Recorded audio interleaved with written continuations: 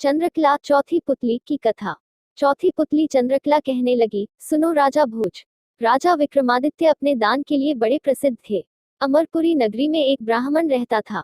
उसकी झोपड़ी में उस गरीब ब्राह्मण का सब कुछ जलकर स्वाहा हो गया। एक स्त्री ने ब्राह्मणी को कहा, तुम अपने पति को राजा विक्रमादित्य के पास भेज दो। ब्राह्मणी की बात मानकर राजा विक्रमादित्य की नगरी उज्जैन आया। राजा विक्रमादित्य ने स्वयं का राजमहल ब्राह्मण को दान कर दिया। ब्राह्मण राजा का महल पाकर चकित रह गया। ब्राह्मणी सहित वह विशाल राजमहल में आ गया, पर इतना बड़ा सोना महल पाकर उसकी बुद्धि कार्य नहीं कर रही थी। खा पीकर ब्राह्मणी महल फर्श पर लेट गए। अज्ञात भय के कारण दोनों को नींद नहीं आ रही थी। ब्राह्मणी भय से थर थर कांप रही थी। वह घबराकर बोली, महल में भूत प्रेत की माया लगती है। जब सवेरा हुआ, ब्राह्मण राजा के पास अपनी फरियाद लेकर गया।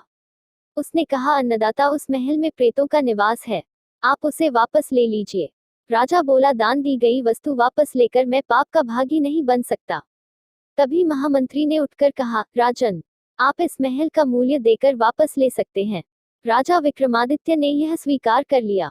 राजा को ब्राह्मण से यह जानकर बड़ा आश्चर्य लगा कि राजमहल में प्रेतों का निवास है। अतएव उसने स्वयं राजमहल में सोने का निश्चय किया। रात में कुछ आहट हुई। राजा विक्रम उठकर बैठ गया और बोला, कौन है? जवाब मिला, मैं लक्ष्मी, तुम्हारे राज की लक्ष्मी। राजा विक्रम, तुम धर्माचरण करते हो, इस कारण मेरा वास तुम्हारे राजमहल में है।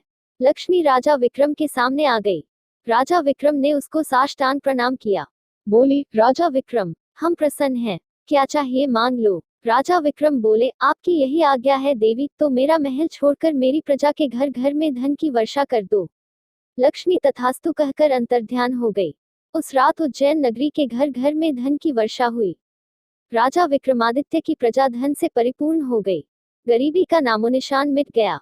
चंद्रकला बोली, सुनो राजा भोज। राजा ने लक्ष्मी के प्रसन्न होने पर अपने लिए नहीं प्रजा के लिए धन मांगा। क्या तुम इतने उदार हृदय हो?